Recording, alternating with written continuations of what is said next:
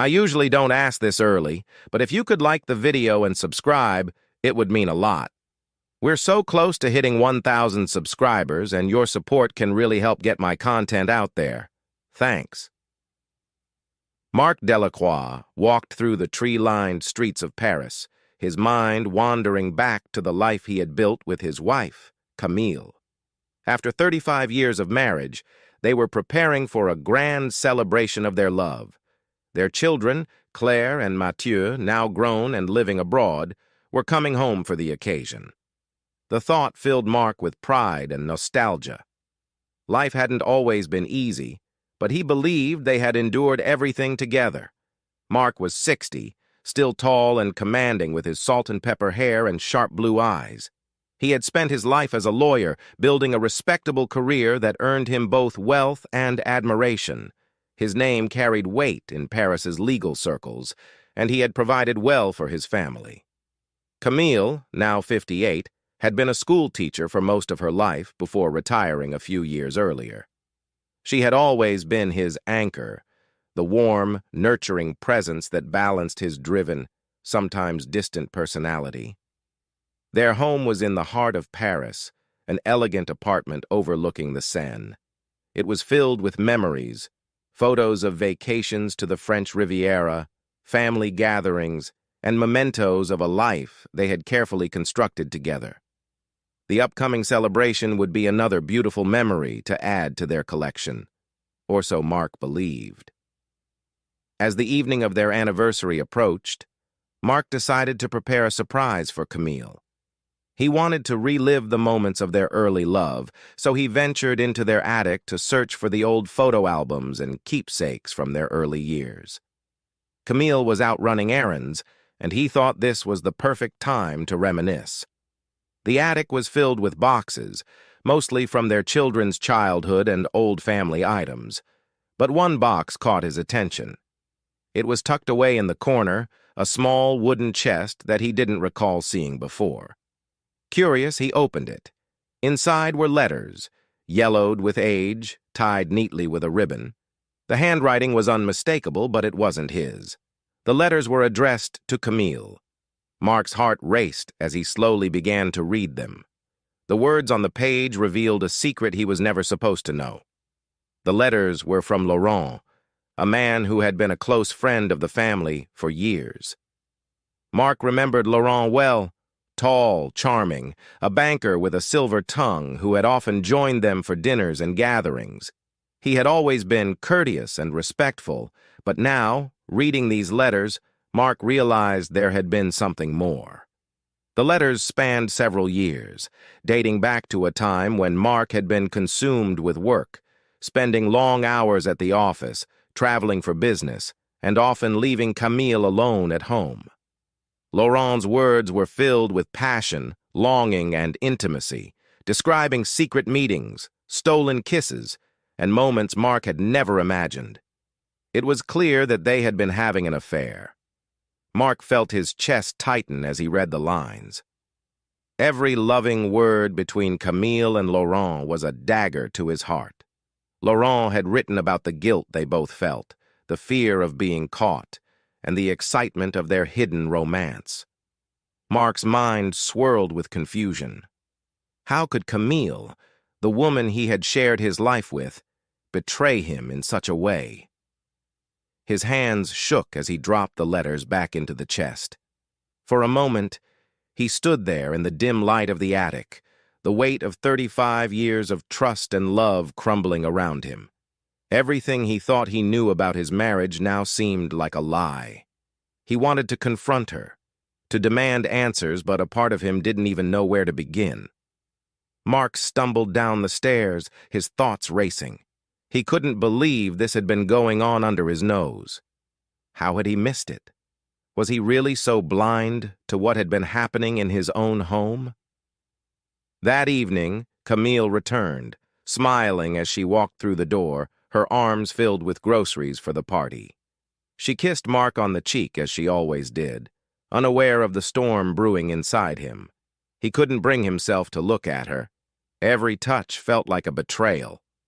He excused himself, claiming he was feeling unwell. He needed time to process this, time to think about what to do next. Over the next few days, Mark lived in silence.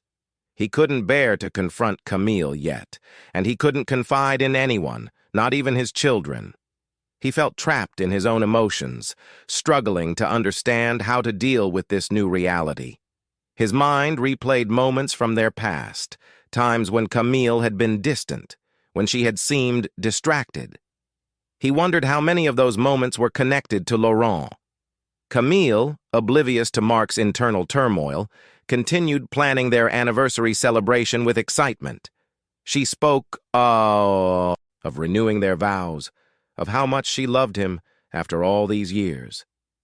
Mark listened in silence, his heart breaking with every word she said. One night, unable to sleep, Mark found himself staring out the window at the city lights of Paris. The memory of their wedding day played in his mind, a day filled with joy, hope, and promises. He had believed they would grow old together, but now he wasn't sure if that future existed. Finally, after days of torment, Mark knew he had to confront her. He couldn't live with the lie any longer. The night before their anniversary, Mark sat Camille down in their living room. His face was pale, his hands trembling as he brought the box of letters with him. Camille looked confused at first, but as he opened the chest and pulled out the letters, her expression changed. Her eyes widened in shock, then in shame. "Mark, please, let me explain," she whispered, her voice barely audible. "Explain what?" Mark's voice was cold, filled with pain. "Explain how you could betray me like this? How long, Camille? How long were you with him?" Tears welled in Camille's eyes. She reached out to touch his hand, but he pulled away, unable to bear her touch. "It was years ago, Mark," she said softly, "when you were working all the time, when you were never home. I was lonely. I didn't know how to talk to you about it. Laurent, he was there. He made me feel seen. But it's over, Mark. It ended a long time ago." "Over?" Mark spat the word. "You expect me to believe that? You expect me to forget that you lied to me for years?" Camille's tears flowed freely now. "I never meant to hurt you. I was weak, and I made a terrible mistake. But I love you, Mark. I've always loved you. Please, you have to believe that." Mark stood up, pacing the room as he tried to make sense of her words. The anger and hurt inside him boiled over. "How can you say you love me after everything you've done? You shattered everything we built." For a long time they stood there in silence. Camille wept, and Mark stared at the woman he thought he knew, now feeling like a stranger to her. The pain was too much to bear. "I need time," Mark finally said, his voice barely above a whisper. "I can't do this right now." He left the room, leaving Camille sobbing on the couch. That night, he packed a bag and drove to their summer home in Provence. He needed to be alone, away from the city, away from the life that now felt like a lie. Chapter 5. The Retreat. In Provence, the air was crisp and the landscape serene, but Mark found no peace. He spent his days wandering through the fields and vineyards, trying to come to terms with what he had discovered. Every memory of his life with Camille was now tainted by betrayal. At night he would lie awake, his mind filled with questions. How could she have done this? Was it his fault? Had he been too focused on his career, too absent in their marriage? The more he thought about it, the more he realized that their marriage had not been perfect. There had been times when they had grown distant, when work had consumed him, and Camille had seemed lonely. But still, he had never imagined she would turn to someone else. A week passed, and Mark received messages from Camille every day. She begged for forgiveness, pleaded with him to come home. She told him she loved him, that she regretted everything, but Mark couldn't bring himself to reply. One evening, sitting on the porch of their summer home, Mark made a decision. He needed to speak to someone. someone who could help him make sense of his emotions. He reached out to a therapist in the nearby village and scheduled an appointment. Mark's therapy sessions were difficult but necessary. For the first time, he was able to talk openly about his feelings of betrayal, anger, and confusion. The therapist helped him see that while Camille's actions had been wrong, the cracks in their marriage had been there for years. Mark had been distant, consumed by his work, and Camille had felt neglected. It didn't excuse her infidelity, but it helped Mark understand why it had happened.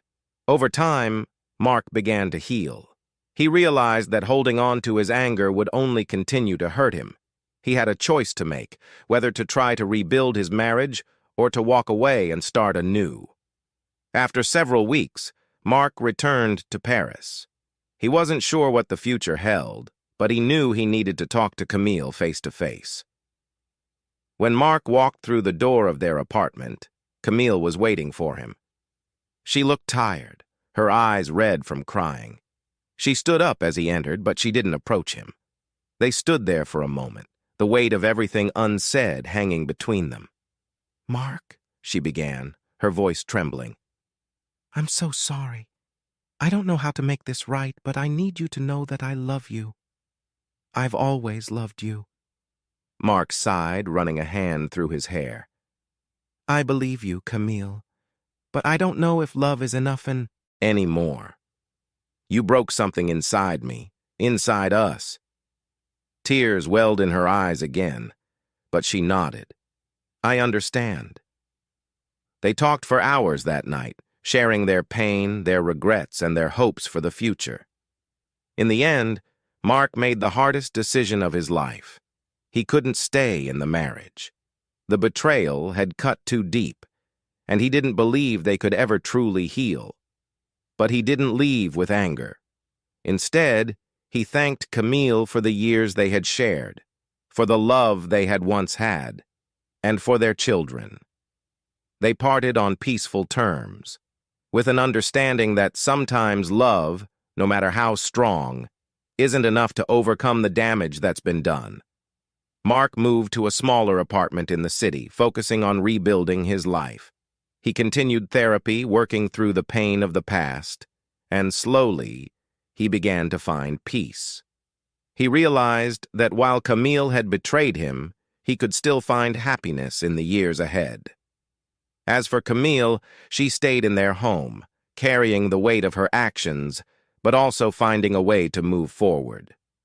They remained in contact for the sake of their children, and over time, their relationship became one of mutual respect, if not love. Thank you for watching Shattered Vows, a tale of betrayal and redemption. This story reminds us that trust is the foundation of any relationship, and once broken, it's hard to rebuild. But in the end, it's about finding the strength within to move forward, no matter how painful the journey may be. If you enjoyed the story or have any thoughts, questions, or personal experiences you'd like to share, we'd love to hear them in the comments below. Don't forget to like, share, and subscribe for more stories like this.